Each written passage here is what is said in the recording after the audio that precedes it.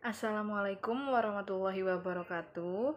Perkenalkan saya Firda Ainun Nabila dari kelas Gizi 5C dengan NIM 1907026072. Di sini video ini saya buat untuk menjelaskan mengenai osteoporosis. Apa yang dimaksud penyakit osteoporosis? Menurut WHO tahun 2012, osteoporosis adalah suatu penyakit yang ditandai dengan berkurangnya massa tulang dan ada perubahan mikroarsitektur jaringan tulang yang mengakibatkan menurunnya kekuatan tulang, meningkatnya kerapuhan tulang, dan resiko terjadinya patah. Selanjutnya adalah gejala-gejala yang dialami oleh penderita osteoporosis. Tetapi osteoporosis ini dapat dikatakan silent disease karena proses kepadatan tulang berkurang secara perlahan-lahan dan berlangsung secara progresif dan bertahun-tahun tanpa kita sadari. Maka dari itu hampir semua osteoporosis ini tidak menimbulkan gejala sehingga banyak orang yang tidak menyadari bahwa dirinya terkena osteoporosis. Tetapi ada juga penderita osteoporosis yang mempunyai gejala-gejala dan tanda-tanda seperti yang pertama, munculnya sakit punggung, nyeri tulang dan sendi, terutama jika nyeri di bagian punggung saat dibuat berdiri, berjalan, aktivitas, dan disentuh pun kadang sakit. Sifat nyerinya itu tajam atau seperti terbakar, bisa karena adanya fraktur. Yang kedua adalah sesak nafas, karena organ tubuh semakin berdekatan karena tulang tidak mampu menyangga lagi.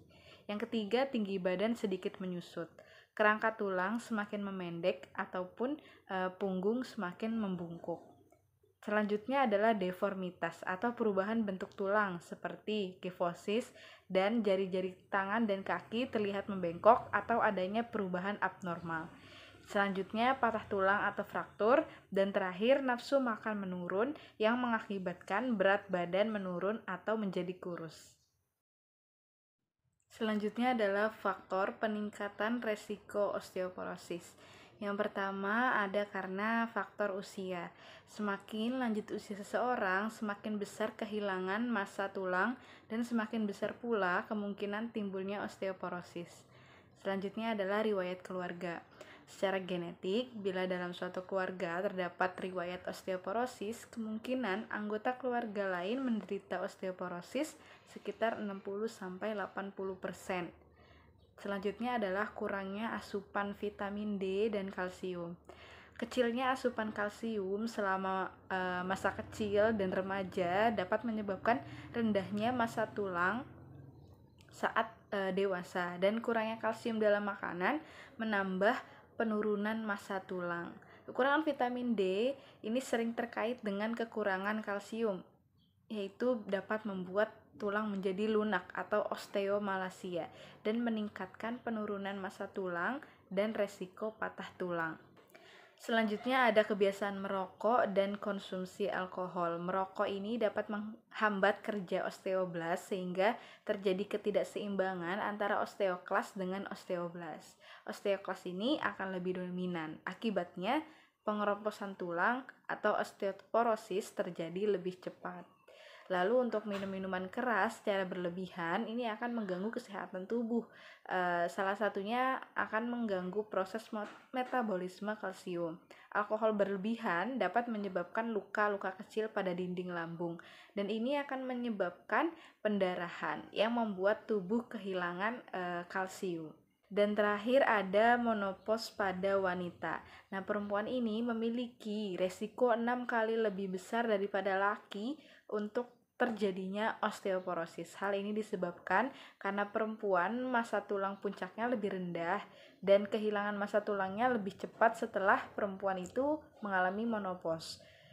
Ketika menopause itu kadar estrogen turun akibat kedua indung telur telah diangkat atau bisa juga karena penyakit karena indung telur telah diangkat atau radiasi karena kanker. Nah, kekurangan hormon estrogen ini akan mengakibatkan lebih banyak resorpsi tulang daripada pembentukan tulang. Selanjutnya adalah pencegahan resiko osteoporosis. Yang pertama adalah latihan fisik.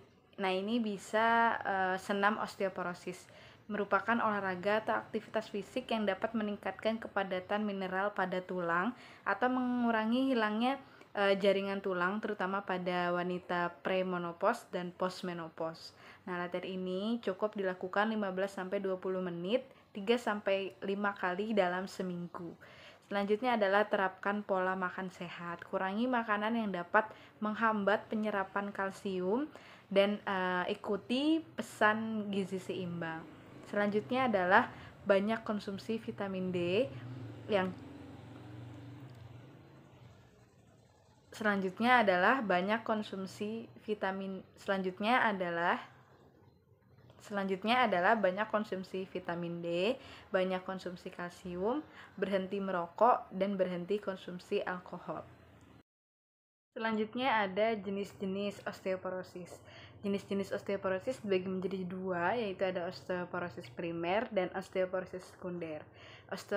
Osteoporosis primer adalah kehilangan massa tulang yang terjadi sesuai dengan proses penuaan. Nah, biasanya osteoporosis primer ini terdiri dari dua bagian, yaitu tipe 1 postmenopausal, yaitu yang terjadi pada usia 15-20 tahun setelah menopause atau 53-75 tahun, ditandai oleh fraktur tulang belakang dan berkurangnya gigi gerigi. Hal ini disebabkan luasnya jaringan trabekular pada tempat tersebut, di mana jaringan trabekular lebih responsif terhadap definisi estrogen.